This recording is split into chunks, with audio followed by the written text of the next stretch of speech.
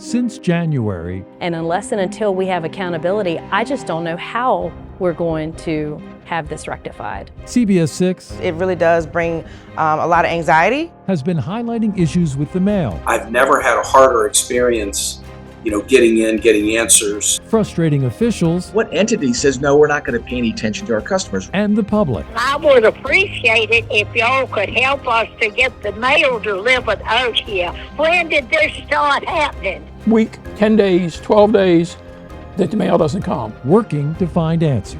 There just needs to be some sort of reform and ways to stop this. People have to have trust. And delivering solutions.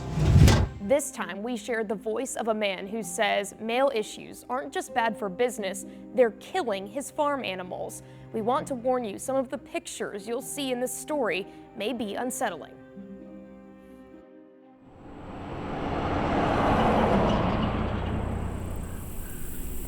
Victoria, Virginia. A tiny town built from farmlands and forests. It's where Max Thorson That's right, yeah. found a homestead It's a little bumpy here, just so you know. and a new role for himself. They're just seeking shade wherever they're familiar. Farm manager for Pamplin Poultry. Guarded by a quartet of geese.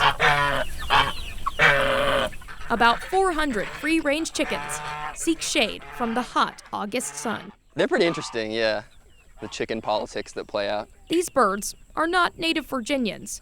Just about every week, from February to September, about 500 newborn chicks are shipped from a commercial hatchery in Pennsylvania to the farm by way of the U.S. Postal Service. It is a little odd, it's counterintuitive that it would work at all, but often it works very well. When they hatch, they have some energy reserves left over from the yolk in the egg, and so they're able to tolerate, not eating or drinking for the first 48 hours, no problem, 72 sometimes, so they're pretty durable.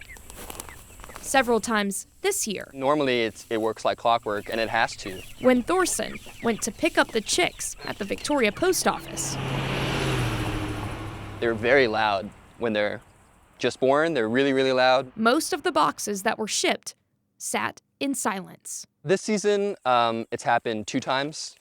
2 times we've had 90% plus mortality. And then several other instances, 3 or 4 separate times, we've had mortality that's definitely higher than we would expect normally, so 10 to 20%, which is still a problem and sort of indicates some potential mishandling because it's so atypical. Thorson and the hatchery believe the problem may be stemming from this Sandston mail facility, the center of a recent Inspector General audit that uncovered a slew of problems, including neglected mail. I can see that they go to Sandston. I know they leave the hatchery in good condition and they show up, they're in Sandston for sure, and then they are dead on arrival, so. Thorson Yeah. brought the issue up to his local post office. When we talk to post office employees, they're pretty pessimistic about being able to reach anyone at that facility. As far as they can tell us, they don't have like a customer service, anything. So, we've definitely tried to reach out, but I'm not sure yet to what extent those complaints are received or if they are at all. So the farm is left to figure out how to make ends meet without enough chickens to process and sell in a timely manner. The chicks are obviously a big transaction, and so that's a loss. But what they mean for the farm and sort of its growing season is exponentially greater than that. And so losing it even by a week, often more, is cataclysmic for us.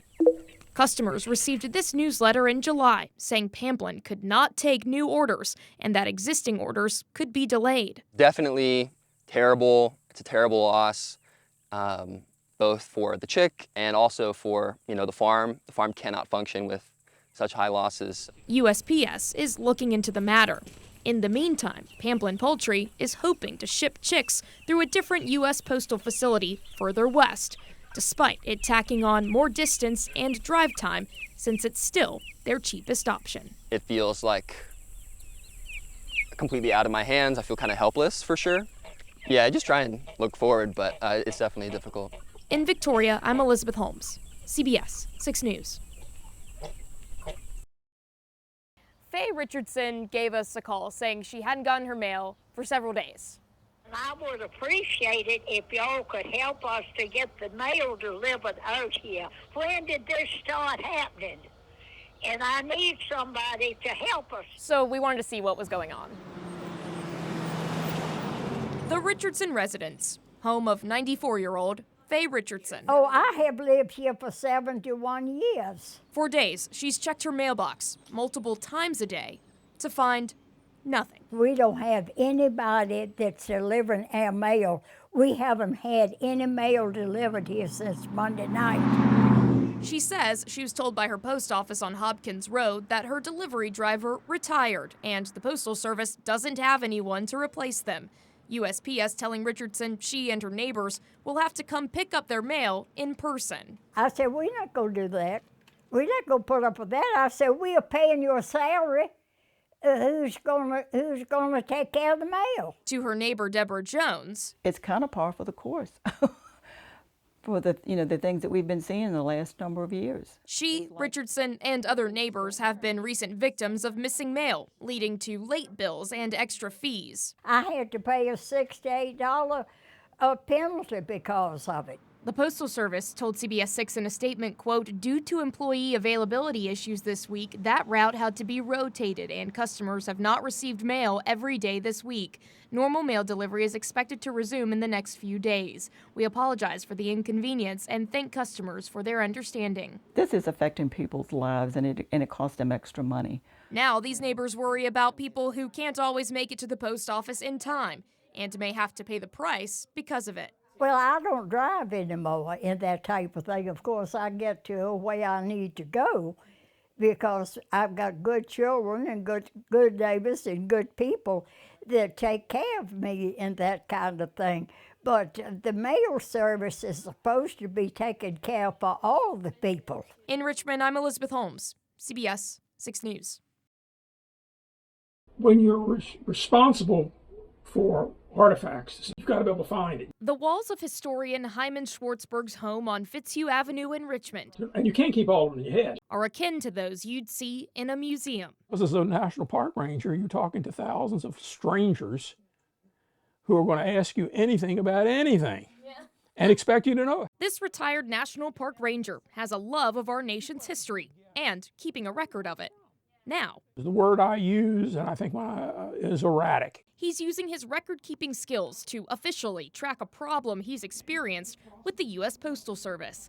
His mail sometimes taking over a week to get to his home. It frustrates me when it gets to be week, 10 days, 12 days, that the mail doesn't come. So he did this. As a historian, we always have to strive for accuracy. He made charts dating back to 2022, including every day and month of the year, tracking when mail was or was not delivered. 2, 4, 6, 7 days without any mail at the end of June. Orange marks Sundays, when mail is not expected to be delivered. Purple marks federal holidays, also when mail is not expected to be delivered. Days with black circles or dots indicate days where packages were delivered or Schwartzberg picked up his mail. White days show when mail was delivered, and green days are when no mail showed up. 24 possible delivery days. Didn't receive mail on 15 of them. In May, there were 26 delivery days, and didn't receive mail on 14 of them. So it's more than half.